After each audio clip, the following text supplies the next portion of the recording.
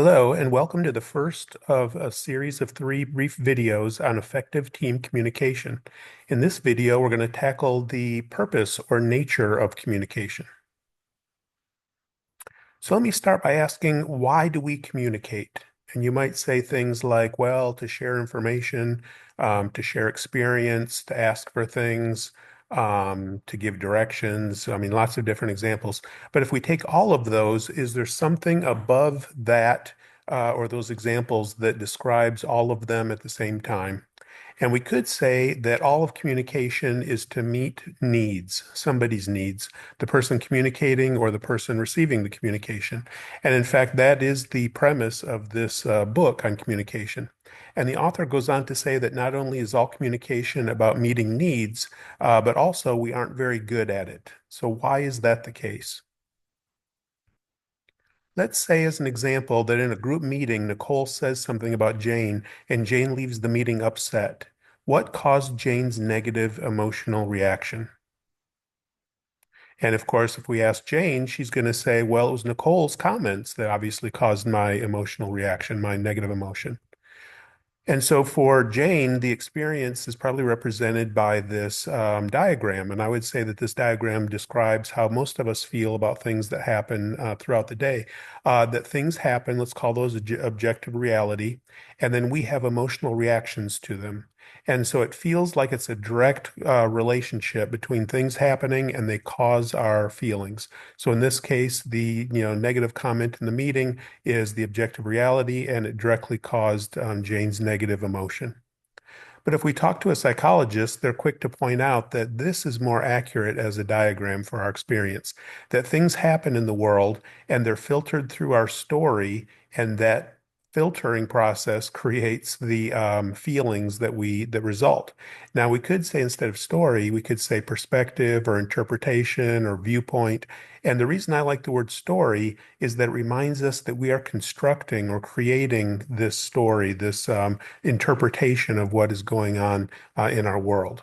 So it would be fairly obvious now as we start to think about the story as to sometimes why communication breaks down. But to make things even more complex, our story is not only influenced by what is happening around us, but also influenced by things like our physiological state and our mood. Are we hungry? Are we stressed? Are we tired? What happened right before this event? So for Jane, what happened right before the meeting? And then there's a whole bunch of beliefs and assumptions that we all carry around that influence our interpretation, our story of things that happen to us. So we can say it gets pretty complex. And then when we're talking about communication as the objective reality that's being interpreted, we have not only the verbal, what's being said, but we have paraverbal, or the tone of what's being said. And then we have nonverbal communication, such as body language and facial expressions. So there's lots of stimuli that can go into these stories that we create that then result in our feelings or our emotional reactions.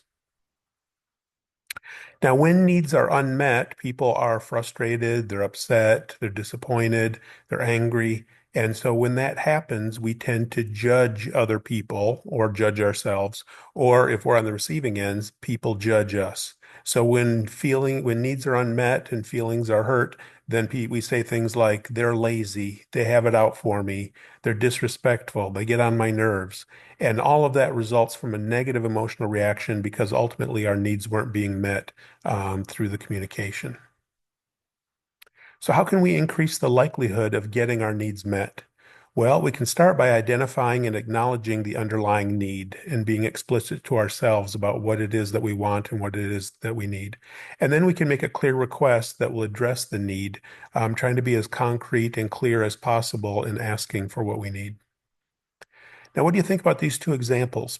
Somebody could say, well, I need you to pull your own weight, or I'd appreciate it if you'd show me more respect.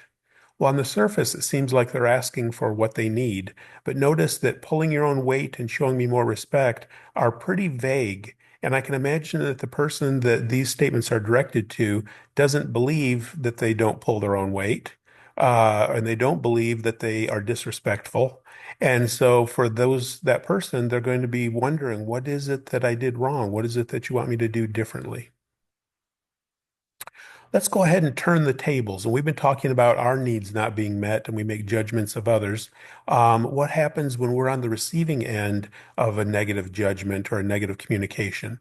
Well, chances are it's because the person is upset because their feeling, their needs were not met. And so now they're experiencing some negative emotions. So when that happens, how can we increase the likelihood of meeting other people's needs? Well, they're probably not very good at identifying the need and asking for it specifically. And so we need to develop an ear for other people's feelings and needs. In other words, what should we do when we receive a negative message toward us or about us?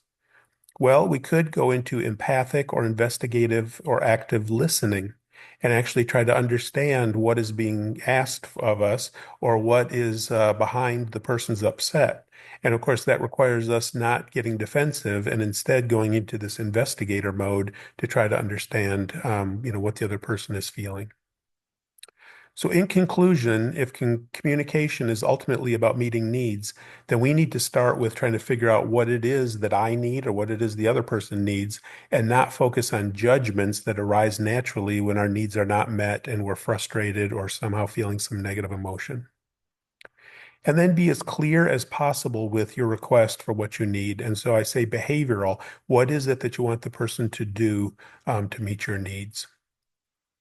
And as we said, when we're on the receiving end of a negative message, try to focus on uncovering the need behind it and go into that empathic or investigative listening. So that was all for video one. In video two, we're going to address when and why communication breaks down.